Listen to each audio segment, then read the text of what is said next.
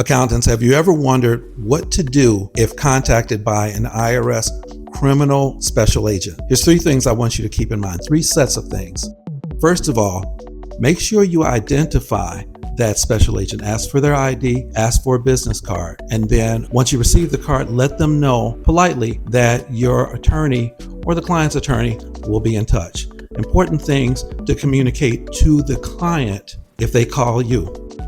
Second, if that special agent attempts a search, make sure that you are presented or your client is presented with a valid signed search warrant. If they have one, accept it politely. Do not try to explain anything. Sit down and cooperate politely and silently. You can answer very simple questions like confirm your name, confirm your address. Not much more information should be offered. Don't try to explain anything and don't try to answer any questions. It's only harmful. Let's make sure that your client knows that as a rule of thumb. Stop talking.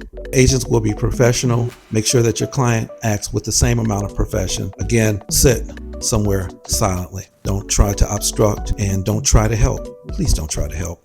If the agent asks for special permission to investigate or search an area, do not give them consent. You don't give them anything. Sit silently. If they ask for permission to search a certain area, that means they don't have consent and they don't have that in a warrant. Don't give it to them. Again, it's very helpful if that client or you can contact a criminal tax attorney. If you have one, great. If you don't, this is a good time to connect with one and hire them for the criminal tax representation. Accountants, you cannot provide the services of a criminal tax attorney, which leads me to the third group of items that are especially for you, accountants.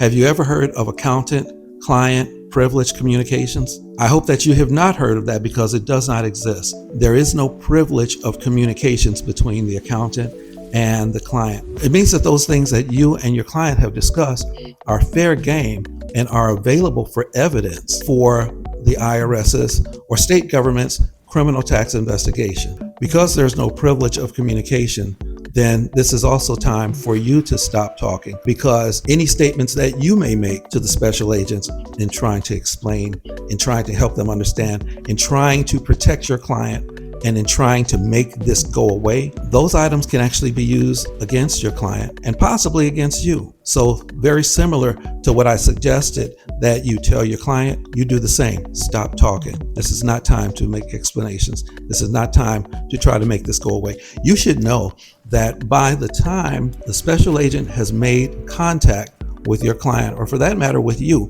there's possibly been hundreds or maybe thousands of man hours that have gone into this investigation. And what that means is that there's been a wealth of evidence created. The government already believes a certain narrative, and they are heavily invested on pursuing their investigation and not having it turn on a dime based on the explanations of a client or an accountant at the time of contact. So don't try it. It doesn't help. Instead, even if you are an attorney yourself and you prepare tax returns for that client, you should not represent that client as an attorney. And if you're not an attorney, just don't try. This is not time for accounting representation. This is time for legal defense that requires someone who will have privileged communication and can provide a framework of protection for that client, and for that matter, for you too as the accountant. If you don't have a relationship with a criminal tax attorney, this is the time to create one, and then let the attorney protect the both of you.